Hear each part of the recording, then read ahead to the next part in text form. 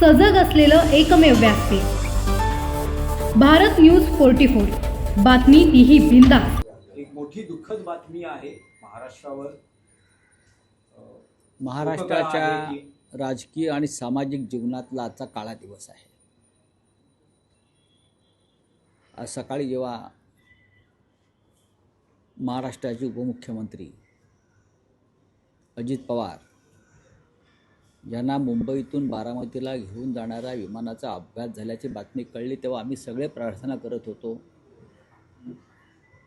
की अशी कोणत्याही प्रकारची बातमी कानावर येऊ नये आणि अजितदादा पवार हे सही सलामत त्या अपघातातून बाहेर यावेत। पण दुर्दैवानं ती धक्कादायक आणि दुःखद बातमी आमच्या कानावर आदळली। अजितदादा पवार यांच्याशिवाय महाराष्ट्राचं राजकारण, समाजकारण हे बेचव आणि आळणी होईल। त्यांचं व्यक्तिमत्व गेल्या अनेक वर्षापासून आपण पाहतोय। दिलखुलास, रोखठोक, कार्यकर्त्यांना हवाहवासा वाटणारा नेता। त्यांच्या जाण्यानं महाराष्ट्रावर दुःखाचा डोंगर कोसळलेला आहे।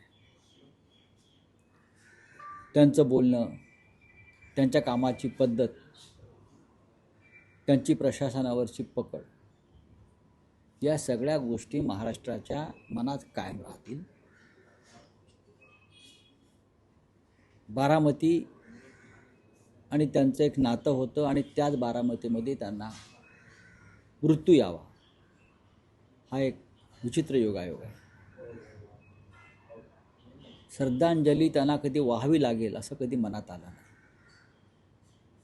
त्यांनी त्यांच्या पद्धतीचं राजकारण केलं। उद्धव ठाकरे यांच्या मंत्रिमंडळात अजित पवार हे उपमुख्यमंत्री होते आणि उद्धव ठाकरे मुख्यमंत्री असताना उद्धव ठाकरे यांचं म्हणणं होतं की कॅबिनेटला पूर्ण तयारी करून येणारे ते मंत्री होते। राज्याच्या प्रश्नांचा त्यांना अभ्यास, विशेषतः पाटबंधारे, पाणी या संदर्भात त्यांचा अभ्यास पक्का होता। शैक्षणिक क्षेत्रात त्यांचं काम राहील। शरद पवारांनी त्यांना राजकारणात आणलं आणि नंतर गेल्या 2-2.5 वर्षापासून त्यांनी शरद पवारांशिवाय राजकारण महाराष्ट्रात सुरू केलं। त्या राजकारणाचा असा अकाली अंत होईल असं कोणाच्या ध्यानीमनी नव्हतं।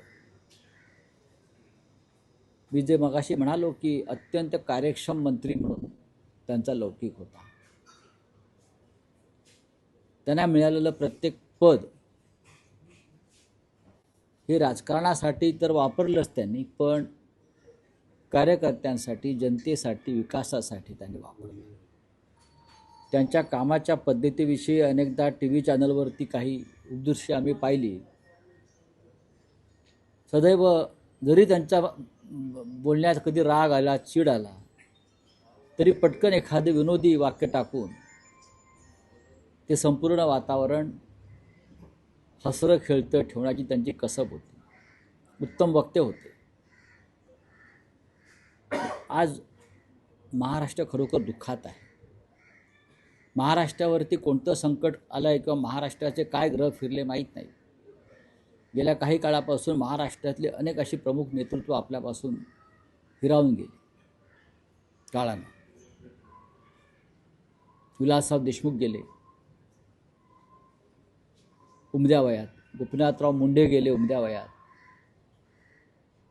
आणि आता अजित पवार गेले। विक्रमी संख्येने ते उपमुख्यमंत्री झाले। 5 किंवा 6 वेळा ते उपमुख्यमंत्री झाले। त्यांना मुख्यमंत्री होण्याची इच्छा होती।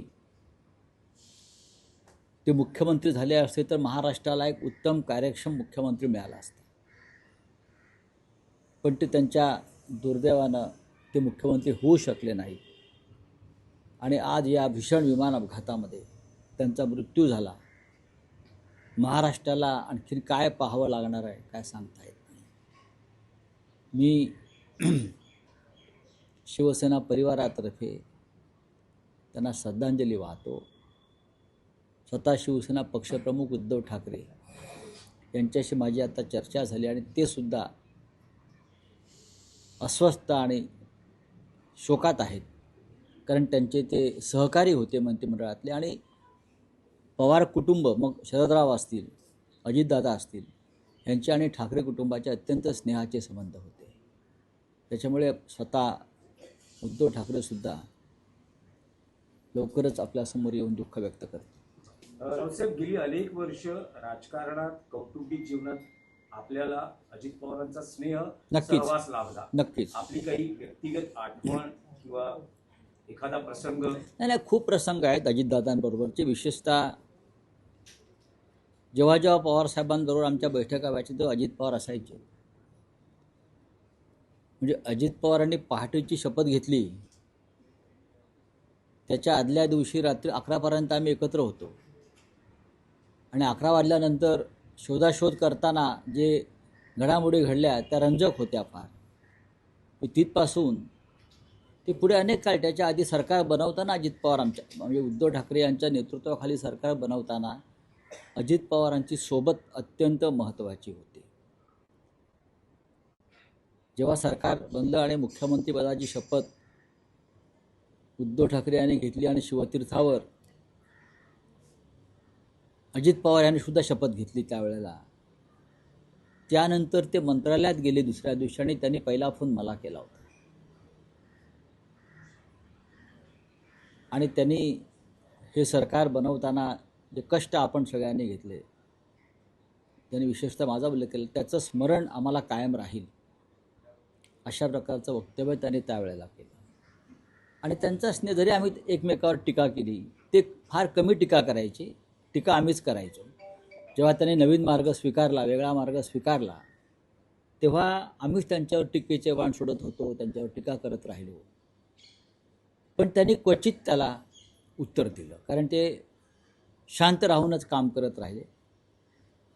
राजकारणामध्ये अशी माणसं दुर्मिळ असतात. अत्यंत उमद्या वयात ते गेले, अत्यंत उमद्या वयात. त्यांच्याकडनं अजून बरंच काही काम महाराष्ट्राला करून घेता आलं असतं. राजकारणात ते मोठी खेळी अद्याप खेळू शकले असते. अलीकडेच माननीय शरद पवार आणि अजित पवार एकत्र आले, त्याचा आनंद सगळ्यांना झाला की काका आणि त्यांचा मुलासमान पुतण्या एकत्र आले, एकत्र राजकारण सुरू केलं पुण्यात, पिंपरी चिंचवडमध्ये. आताही जिल्हा परिषदा, घड्याळ आणि तुतार एकत्र लढत आहे, त्याचा आम्हाला आनंद होता. पण तो आनंद फार काळ टिकला नाही. पवार कुटुंब हे राजकारण कोणत्याही थराला गेलं तरी पवार कुटुंब हे अभेद्य एकत्र कायम राहिलं. ते यावेळेलाही दिसलं आपल्याला अनेक प्रसंगात. त्याच्यामुळे पवार कुटुंबावरचा हा सगळ्यात मोठा आघात आहे.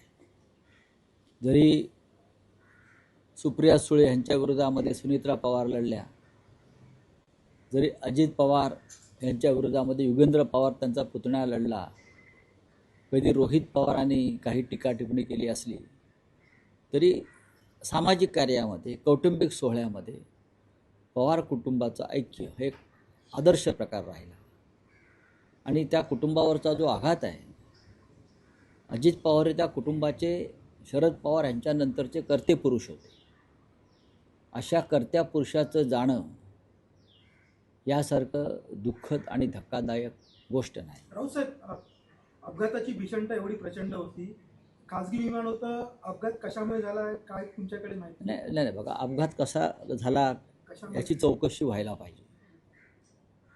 अजित पवार सातत्यानं विमान प्रवास करत होते, पण या निमित्ताने एक गोष्ट सगळ्यांना लक्षात घेतली पाहिजे.